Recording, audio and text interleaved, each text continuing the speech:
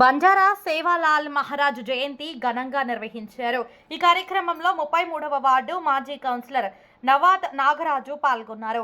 సంగారెడ్డి పట్టణంలోని 33వ వార్డులో వసంతనగర్ కాలనీలో బంజారా సేవాలాల్ మహారాజ్ జయంతి వేడుకలు ఘనంగా నిర్వహించారు. ఈ సందర్భంగా స్థానిక ప్రజలు, నాయకులు, కార్యకర్తలు పెద్ద సంఖ్యలో పాల్గొని మహారాజుకు శుభాకాంక్షలు తెలిపారు. అనంతరం సేవాలాల్ మహారాజ్ చిత్రపటానికి పూలమాలలు వేసి నివాళులర్పించారు. బంజారా సమాజ అభివృద్ధికి ఆయన చేసిన సేవలను ఈ సందర్భంగా స్మరించుకున్నారు. కార్యక్రమాన్ని ఆనందోత్సాహాల మధ్య నిర్వహించారు. ఈ సందర్భంగా మాజీ కౌన్సిలర్ మాట్లాడుతూ ప్రజలకు సేవ చేయడం తనకు ఎంతో ఆనందంగా ఉంటుందని తెలిపారు. ఈ కార్యక్రమంలో రాకేష్, యూత్ కాంగ్రెస్ కేశియా నాయక్, రవి, చందర్, కిషన్, శంకర్, సుభాష్, రాములు, నవీన్, సురేష్, సాయిలు, శేఖర్, ఆంజనేయులు, మానయ్య గౌడ్, మల్లేశం, లక్ష్మణ్, సునీల్, అంజయ్య, నగేష్, శంకర్ నాయక్ తదితరులు మహిళలు పాల్గొన్నారు.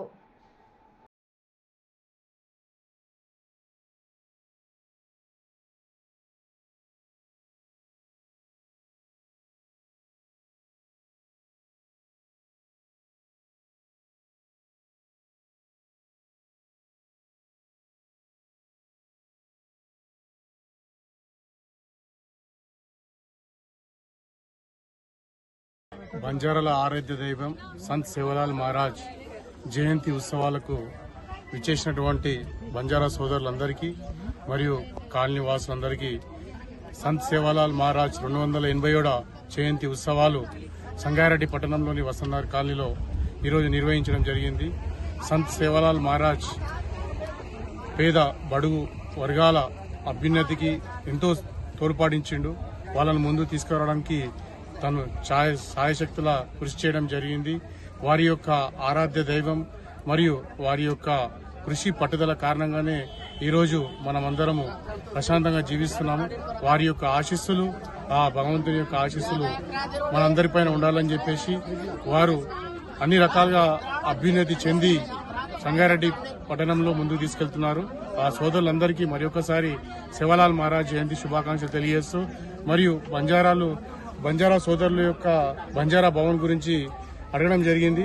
సో వారి యొక్క కృషికి మరియు పట్టుదలకు నిదర్శనంగా మనం కలెక్టర్ గారికి కూడా వినతి పత్రం ఇవ్వడం జరిగింది.